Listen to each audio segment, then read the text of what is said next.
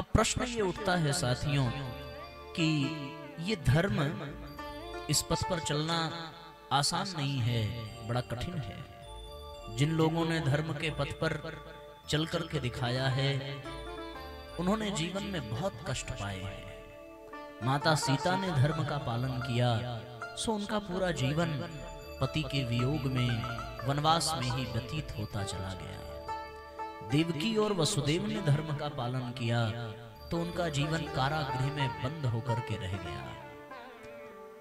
भगवान राम ने धर्म का पालन किया तो उनको 14 वर्षों तक वन में भटकना पड़ा और वनवास के समाप्ति के पश्चात जब वे राजा बने तो अपने ही पत्नी और अपने बच्चों से दूर होना पड़ा। धर्म का मार्ग इतना सरल नहीं है, धर्म का मार्ग बड़ा कठिन है। पर उसमें कौन सा कष्ट है, क्या वास्तव में वो कष्ट है, इस पर चिंतन करने की आवश्यकता है। धर्म के मार्ग पर चलने वाले महाराज दशरथ को अपने प्राण गंवाने पड़े। धर्म के मार्ग पर चलने वाले जितने भी महापुरुष हुए हैं, उनको सांसारिक सुख सुविधाओं की प्राप्ति तो कदाचित रत्ती भर भी हुई नहीं। हम सब जो जनसामान्य लोग हैं, हम सब की मनोकामनाएं होती क्या हैं? हम सब की मनोकामनाएं होती हैं परिवार में सुख शांति रहे, हम सब की मनोकामनाएं होती हैं शरीर स्वस्थ रहे, हम सब की मनोकामना होती है हमारे जीवन में धन संपत्ति की प्रचुरता बनी रहे, हम सब की मनोकामना होती है कि हमारे बच्चों का भविष्य, घर परिवार उज्जवल बने, उनको अच्छी नौकरी मिले और उनके जीवन में किसी भी साधन सामग्री की, किसी भी सुख सौभाग्य की जीवन में कोई कमी न हो। पर साथियों, ये लोग जो सदा सदा के लिए धर्म के मार्ग का चयन करते हैं, उनका जीवन सांसारिक दृष्टि से, पारिवारिक दृष्टि से बहुत अच्छा देखने को नहीं मिलता। हमारे यहाँ 2 मार्ग कहे गए हैं, एक प्रेय मार्ग है और एक श्रेय मार्ग है। हमें कौन सा मार्ग चयनित करना है, ये हमारे ऊपर निर्भर करता है। पर साथियों, जीवन में पूर्णता धर्म के मार्ग पर चल करके ही आती है। भगत सिंह को किसी ने मजबूर नहीं किया था स्वतंत्रता संग्राम की लड़ाई लड़ने के लिए, फांसी के फंदे पर झूलने के लिए। ये उनका अपना स्वतंत्र निर्णय था। उन्होंने स्वयं निर्णय लिया था कि नहीं, मुझे देश की आजादी में अपना योगदान करना है। महात्मा गांधी को किसी ने मजबूर नहीं किया था कि वो अपनी वकालत की पढ़ाई, वकालत की नौकरी छोड़ करके राष्ट्र के स्वतंत्रता में अपनी भूमिका निभावें, लेकिन उनका ये अपना खुद का निर्णय था। सीता माता को किसी ने विवश नहीं किया था कि पति के साथ उनको भी वन जाना पड़ेगा, बल्कि ससुराल वालों ने और पति ने स्वयं वन जाने से बार बार मना किया था माता सीता को। फिर भी उन्होंने श्रेय मार्ग का चयन किया। प्रेय मार्ग में सुख मिलेगा, सौभाग्य मिलेगा, प्रेय मार्ग में आनंद, अवसर, आराम मिलेगा। लेकिन वास्तव में साथियों, जो श्रेय का मार्ग है, जो धर्म का मार्ग है, उसमें कष्ट मिलेगा, कठिनाइयां मिलेंगी। तो कष्ट और कठिनाइयों के बदले में क्या मिलेगा, ये विचार करने की बात है।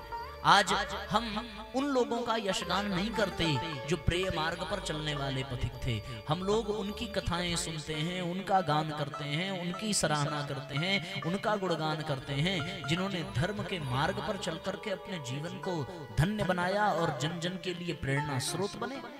कहते हैं साहब कि मुगलों ने शिवाजी के एक एक अंग को नोच नोच करके और उनके पुत्र संभाजी को एक एक अंग को काट काट करके उनको मृत्यु प्रदान की है, अपार कष्ट प्रदान किया। गरम सलाखों से उनकी जिह्वा काट दी गई, गरम औजार से उनके आंखों को नोच लिया गया। उसके पश्चात उनके एक एक हाथ पांव को अलग अलग काट काट करके उनको मृत्यु प्रदान की गई। उसके पश्चात भी उन्होंने अपने धर्म से मुख मोड़ा नहीं, उसके पश्चात भी उन्होंने भारत माता का जय घोष करना छोड़ा नहीं, उसके पश्चात भी उन्होंने अपने सिद्धांत, अपने आदर्श बदले नहीं। इतना शारीरिक कष्ट प्राप्त कर लेने के पश्चात भी कोई कैसे अपने लक्ष्य पर, अपने धर्म पर अडिग रह सकता है? कुछ तो विशेषता होगी, कुछ तो कारण होगा, कुछ तो विचार करने की आवश्यकता है। आखिर क्यों माता सीता ने अपने जीवन को वनवास में काट दिया लेकिन धर्म के मार्ग को छोड़ा नहीं? ये विचार करने की बात है। आखिर क्या कारण था कि शकुंतला ने धर्म का मार्ग छोड़ा नहीं और भरत जैसे भारत रत्न को जन्म दे करके इस देश का नाम भारत रखा और इस संसार में उनका नाम अमर हो गया? क्या कारण रहा होगा कि श्रवण कुमार ने अपने माता पिता की सेवा को ही अपना धर्म समझा और उनको कंधे पर लादते फिरते रहे, तीर्थ यात्रा कराते रहे? कुछ तो कारण होगा। क्या कारण था कि पांडव वन वन भटकते रहे पर उन्होंने कभी धर्म का मार्ग छोड़ा नहीं? कुछ तो कारण रहा होगा। चाहे प्राचीन समय के लोग रहे हों, ऐतिहासिक लोग रहे हों, अथवा वर्तमान समय के जितने महापुरुष हैं, उन लोगों के जीवन में झांक करके देखा जाए, चाहे वो महाराणा प्रताप हो, स्वामी विवेकानंद हो, चाहे वो भगत सिंह हो, चाहे वो चंद्रशेखर आजाद हो, चाहे अरविंद घोष हो, चाहे महात्मा गांधी हो, इनमें से जितने भी लोगों का नाम आज हम श्रद्धा से, सम्मान से, प्रेम से, उत्साह के साथ लेते हैं, तो केवल और केवल कारण एक ही है कि उन्होंने जीवन पर्यंत धर्म का मार्ग छोड़ा। एक घटना याद आती है, एक गांव में अकाल पड़ा, एक गांव में सूखा पड़ा और सूखा पड़ा तो सब लोग मरने लगे अन्न के अभाव में। एक ब्राह्मण था, उसके वो किसान था और किसान के नाते उसके पास पर्याप्त मात्रा में अन्न था। इतना धान था, इतना अन्न था कि वो 1 वर्ष तक अपने परिवार का भरण पोषण कर सकता था। लेकिन उसके मन में एक अचानक से बात आई कि जब अकाल खत्म होगा, सूखा समाप्त होगा, तो लोगों के पास आज खाने के लिए अन्न नहीं है, तो फिर से अन्न उपजाने के लिए बीज भी तो नहीं बचे। बीज रहेगा तभी तो वो दोबारा धरती में अन्न बो पाएंगे, उस बीज से ही फिर फसल तैयार होगी। तो यहाँ खाने के अन्न की बात तो अलग है, अगर भविष्य के विषय में सोचा जाए तो फिर कोई बीज भी होना चाहिए जिससे फिर से धान उगाया जा सके, फिर से अनाज उत्पन्न किया जा सके। सो उसने अपने मन में विचार किया कि मेरे पास जो अनाज है वो सब किसानों को प्रदान कर देने की आवश्यकता है, ताकि वो किसान बीज पाकर के बीजारोपण कर सकें और फिर से इस गांव को, इस क्षेत्र को अन्न से परिपूर्ण कर सकें। इसलिए साथियों, विश्वास करने की बात तो नहीं है, पर विश्वास इसलिए करना पड़ता है कि धर्म की रीति ही बड़ी न्यारी है। इसमें जितना दर्द मिलता है, जितना कष्ट मिलता है, जीवात्मा को उतना ही आनंद आता है, उतना ही सौभाग्य का अनुभव होता है।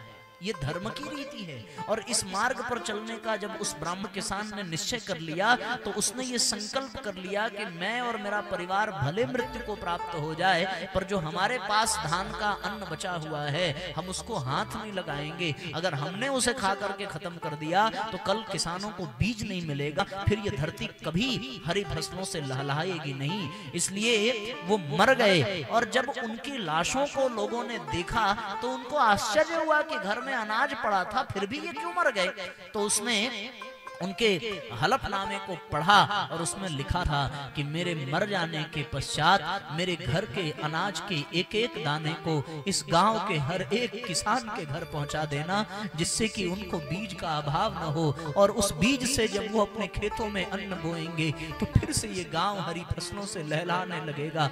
हम मरने के बाद भी इस गांव की हरियाली और यहाँ के लोगों के सुख को देख करके बहुत आनंद का अनुभव करेंगे।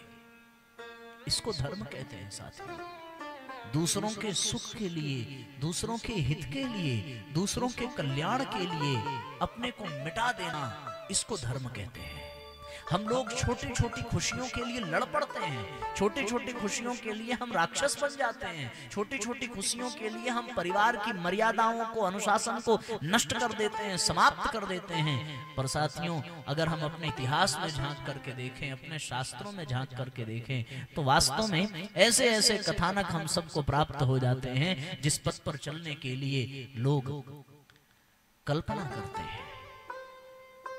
सुदामा के पास अपने घर में खाने के लिए अनाज नहीं था, पर ब्राह्मण होने के नाते सुदामा का ये व्रत था, सुदामा का ये नियम था। क्या नियम था? ये नियम था सुदामा का कि हम केवल 5 घरों में ही भिक्षा मांगेंगे, उससे ज्यादा घरों में भिक्षा हम नहीं मांगेंगे। और ये हर ब्राह्मण का अपना एक अनुशासन होता है। फिर उन 5 घरों में हमें भोजन मिले अथवा न मिले, उसकी चिंता बिना किए हम सबको धर्म का पालन करना चाहिए। सुदामा की पत्नी बार बार सुदामा से कहती कि आपके मित्र हैं भगवान कृष्ण, द्वारिकाधीश, सोने की द्वारिका है, त्रिभुवन पति हैं, सो आपको उनके पास जाना चाहिए और जाकर के उनसे अपने लिए सहयोग मांगना चाहिए, अपने लिए प्रार्थना करनी चाहिए।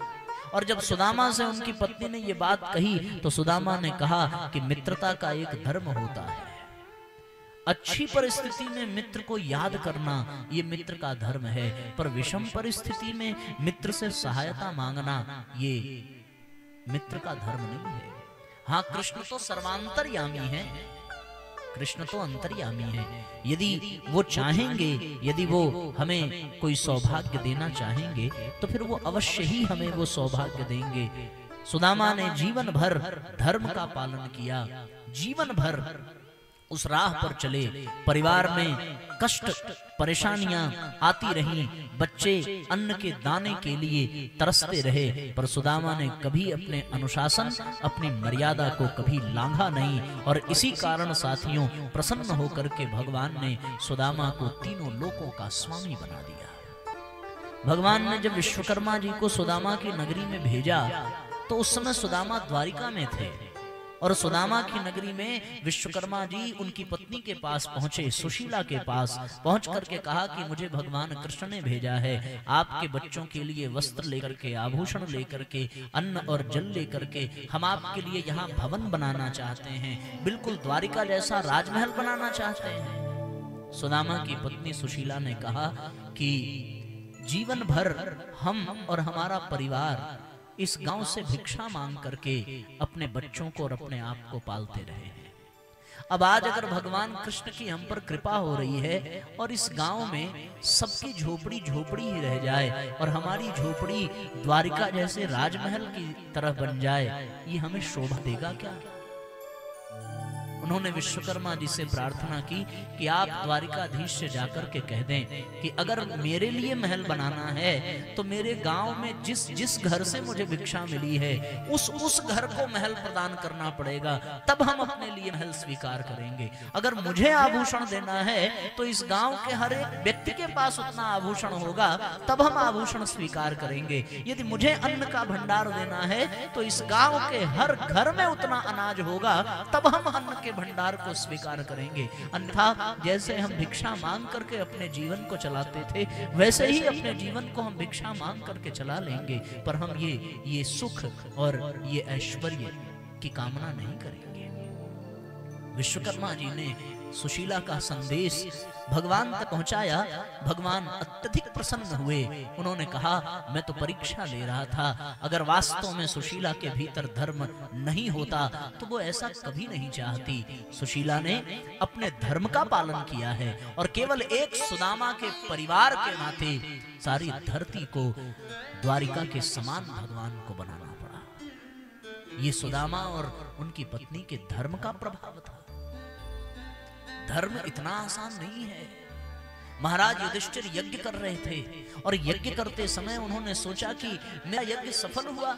उनके यज्ञ में आकर के एक नेवला जमीन पर लौटने लगा और लौटने के बाद वो जोर जोर से चीखने लगा, पुकारने लगा। महाराज युधिष्ठिर ने कहा कि क्या बात है? बोले, तुमने जो यज्ञ किया है वो यज्ञ सफल नहीं हुआ। महाराज युधिष्ठिर ने कहा कि ये तुम्हारी हिम्मत कैसे हुई कहने की? हमने राजसू यज्ञ किया है, बड़े बड़े ज्ञानी, बड़े बड़े वीर इस यज्ञ में सम्मिलित हुए हैं, हजारों लाखों आहुतियां पड़ी हैं, बहुत बड़े बड़े स्तर पर दान पुण्य किया गया है, फिर ये यज्ञ कैसे सफल नहीं हुआ? तो फिर उस नेवले ने अपने जीवन की एक घटना सुनाई कि किसी देश में वो विचरण कर रहा था, वहां अकाल पड़ा था और कई कई दिनों से कई लोग भूखे थे। बड़ी मुश्किल से कई दिनों के पश्चात एक ब्राह्मण परिवार को कुछ अनाज मिला। सो उस अनाज के सहयोग से उस ब्राह्मणी ने कुछ भोजन तैयार किया। ब्राह्मण का नियम था कि भोजन करने से पहले वो जोर जोर से आवाज देता था कि इस धरती पर मुझसे भी अधिक अगर कोई भूखा हो तो इस भोजन पर मुझसे पहले उस भूखे व्यक्ति का अधिकार है। सो उस परंपरा के अनुसार, उस मर्यादा के अनुसार भोजन ग्रहण करने से पूर्व उस ब्राह्मण ने जोर से आवाज लगाई। तो इतने में ही एक चांडाल जो उस ब्राह्मण से भी अधिक दिनों से भूखा था, और वो चांडाल कोई और नहीं, स्वयं देवराज इंद्र उस ब्राह्मण की परीक्षा लेने के लिए आए थे। और उस चांडाल ने कहा कि हे ब्राह्मण देवता, मैं आपसे अधिक दिनों से भूखा हूं, इसलिए मुझे ये भोजन प्रदान करें।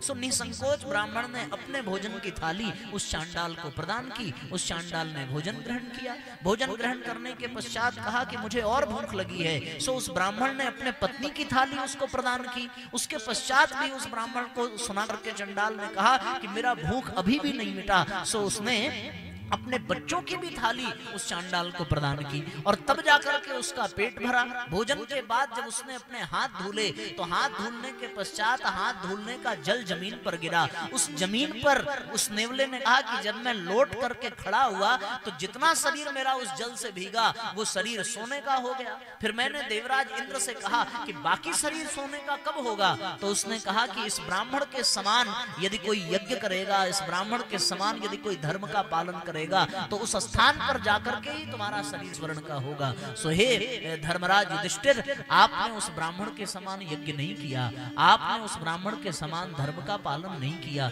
इसलिए मेरा शरीर इस यज्ञ के अंश से लिपटने के पश्चात भी आधा स्वर्ण का नहीं हुआ।